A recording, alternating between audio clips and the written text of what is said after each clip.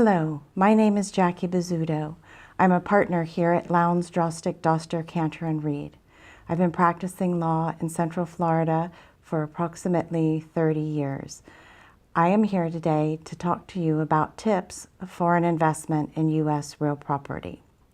The first thing that you need to know is that foreign nationals are often taxed at higher rates than U.S. citizens. In order to invest in the United States, we have structures that we can put in place that allow you to be taxed at the same levels as U.S. citizens. The most important thing is to have your team put together. That would be a team of people that are locally from your home, and then also a team of people in whatever area you would like to invest. You would need a lawyer, a broker, and an accountant. Those people work together to help figure out the best structure for how you would like to invest. One of the things, the next thing that we would need to know is, what are your goals? People come and invest in the United States for various reasons. Some of those include simply passive investments in U.S. real property. Other people are looking for income-producing investments in real property. Some people want to come and have a business here, and other people would like to come and have the potential of becoming citizens in the United States. One of the things that foreign investors need to realize about investing in U.S. real property is that the U.S. government taxes foreign nationals at much different levels than it taxes U.S. citizens or entities.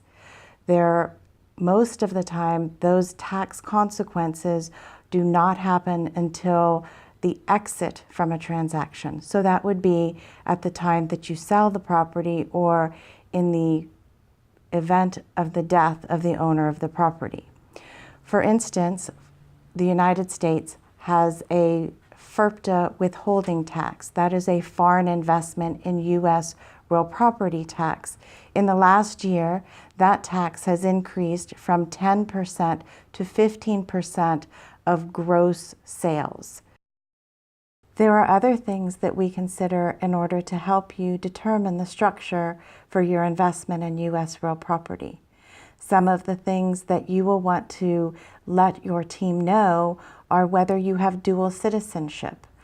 That is important because there are times when the U.S. has treaties with various countries, and if you let your team know, you may be afforded the benefits of a treaty that the United States has with a country of one of your citizenships. The reason this is important, and an issue that most people do not realize, is that if you stay in the United States longer than a certain period of time every year, you may be considered a U.S. citizen for tax purposes.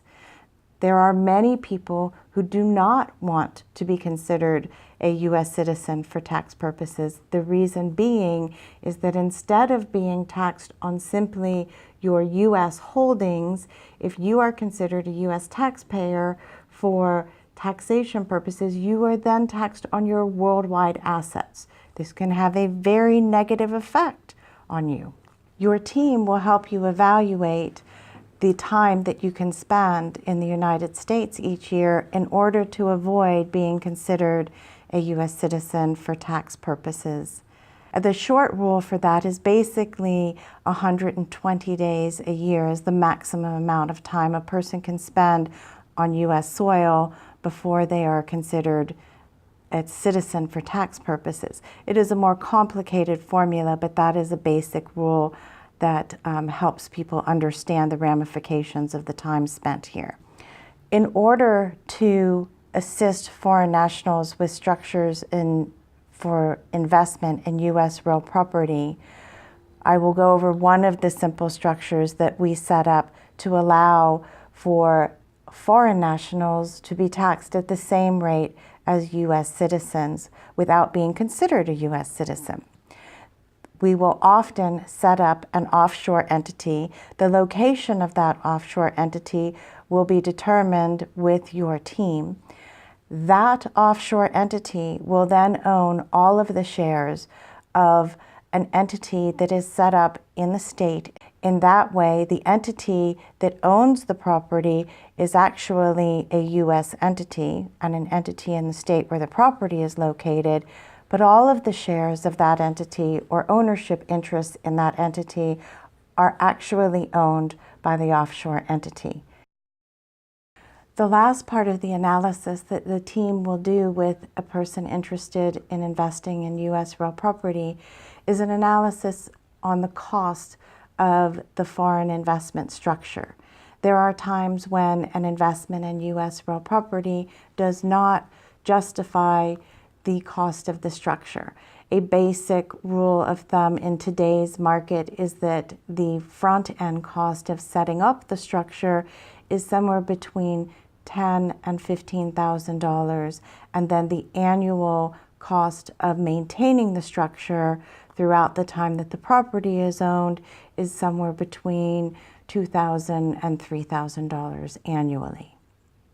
So, in closing, if you are interested in investing in U.S. real property, you want to get together with a team of professionals who can help you not only analyze what your goals are, but help you look at all the various structures available to you to set up your structure and investment in the most tax advantageous method for your investment. We hope to see you here soon. Thank you.